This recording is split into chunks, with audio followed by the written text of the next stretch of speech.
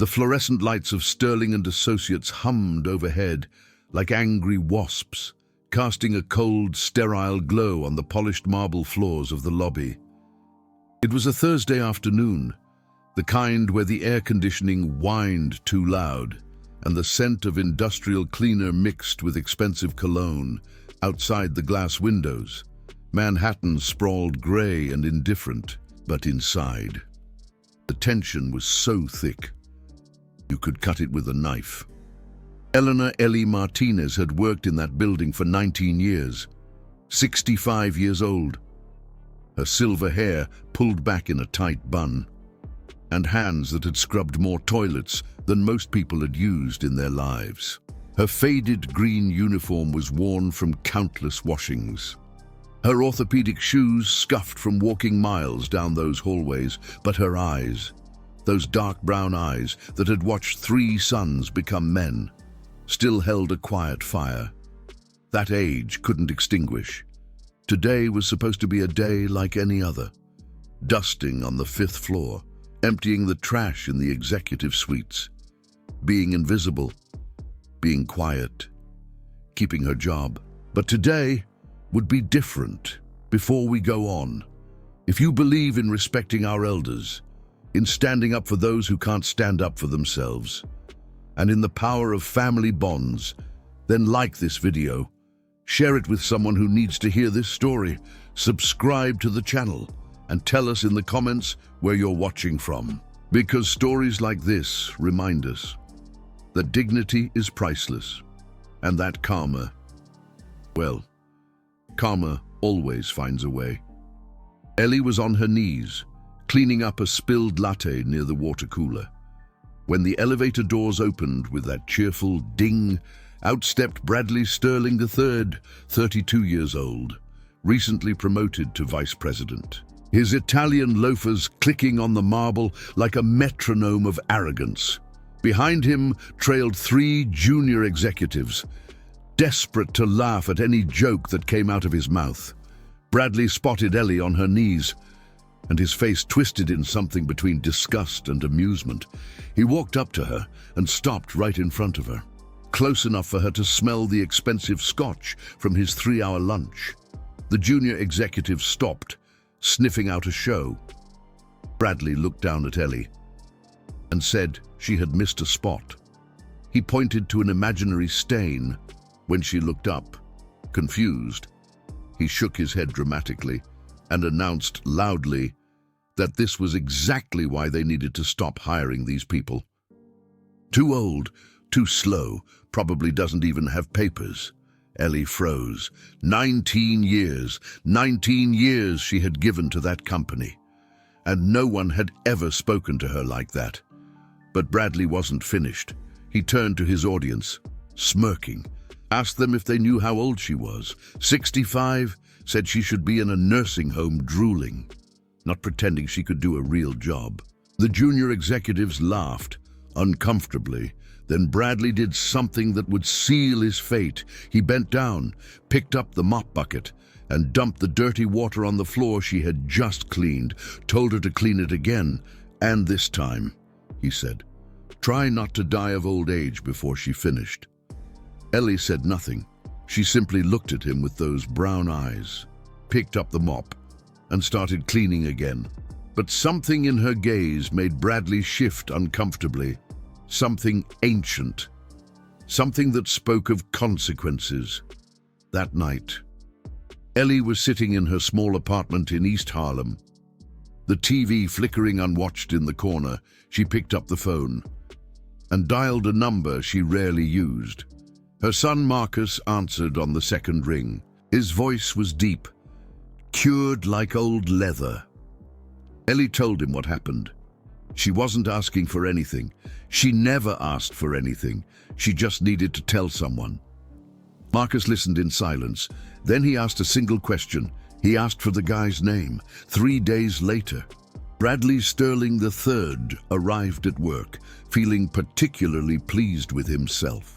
He had just closed a huge deal and was expecting a bonus that would finally let him buy that Ferrari he had been eyeing. But when he pulled into the parking garage, Something felt wrong. The sound came first, a low rumble, like distant thunder, getting closer, getting louder. The concrete walls of the garage started to vibrate. Bradley got out of his Mercedes, and his blood ran cold. Motorcycles, dozens of them, then hundreds, pouring into the garage like a river of chrome and leather. The red and white emblems of the Hells Angels gleamed under the fluorescent lights. 200 Harleys formed a perfect circle around his car, their engines idling in a terrifying chorus. Bradley's legs turned to jelly. He leaned against his car, his $2,000 tie suddenly feeling like a noose. From the center of the formation, an enormous figure appeared.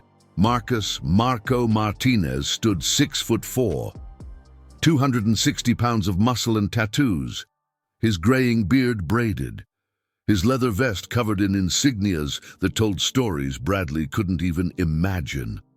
President, Manhattan Chapter, Hells Angels. Marcus walked slowly towards Bradley, his boots echoing in the sudden silence. As 200 engines shut off at the same time, he stopped 3 feet away, close enough for Bradley to see the name embroidered on the vest, and beneath it, a smaller insignia. "Mom," Marcus spoke, his voice like gravel on glass. Said that Bradley had made his mother cry. Said that Eleanor Martinez had raised 4 sons alone, had worked 3 jobs to keep them fed, had never asked for anything from anyone, and Bradley had made her feel less than the dirt on his shoes. Bradley stammered that he didn't know, said he was sorry, said she could keep her job, that he would give her a raise. Marcus shook his head slowly, said it wasn't about the job. It was about respect. Asked if Bradley knew what respect meant. Behind Marcus, 200 bikers stood silent, watching. Then an unexpected thing happened.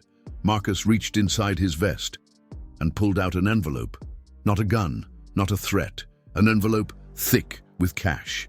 He handed it to Bradley and told him to give it to his mother, her retirement fund, $100,000. Collected from every Hells Angels chapter in the country, because Eleanor Martinez wasn't just Marcus's mom, she was family to all of them. But there was more. Marcus stepped closer, his voice dropped to a whisper that somehow sounded louder than thunder. Told Bradley that tomorrow he was going to personally go to Eleanor, was going to apologize, was going to offer her a lifetime pension, and when he was going to treat every cleaning lady, secretary and worker in that building with the respect they deserved. Because Marcus was going to be watching. His brothers were going to be watching. And if Bradley ever, at any time, made another person feel the way he made Eleanor feel, then that conversation was going to be very different. Bradley agreed frantically, tears streaming down his face, a mess of expensive cologne and shame. He was a defeated man in that moment, humbled in a way he had never experienced before. Marcus turned and walked back to his bike. The chrome gleamed under the fluorescent lights, a silent promise of retribution. As he climbed on, he looked over his shoulder one last time, a look that could chill you to the bone. He told Bradley to remember that the woman who cleaned his toilets raised a king and kings. Protect their queens. 200 engines roared. The sound echoed through the streets of Manhattan, a primal scream that shook the very foundations of Sterling and Associates, and as suddenly as they had appeared, the Hells Angels were gone, leaving behind only the scent of gasoline and the echo of their righteous fury. The next morning, Bradley Sterling III did exactly as he was told. He found Eleanor in the break room, kneeled down in front of all her co-workers, and apologized, offered her a pension, a retirement party, a plaque with her name, a small, pathetic offering to try to atone for his colossal blunder. Eleanor listened quietly, her expression unreadable. Then she smiled, gave him a pat on the cheek, and said she forgave him. said that life was too short to hold a grudge. A true queen showing grace in victory. But she accepted the pension, and the retirement party was legendary. And now, before this story ends, we want to hear from you. Have you ever seen someone be disrespected because of their job or their age? Have you ever seen karma deliver justice in a way that no one expected? Comment down below with the words, "Respect is earned," to show you stand with Eleanor. Because sometimes, the most powerful people in the room aren't the ones in the expensive suits. Sometimes, it's the ones in the worn shoes who raise their children to never forget where they came from. Like, share, and subscribe. Because in a world that often forgets the value of the working class, stories like this remind us that family is everything, and you never know whose mom you might be disrespecting. Think about that next time you look down your nose at someone.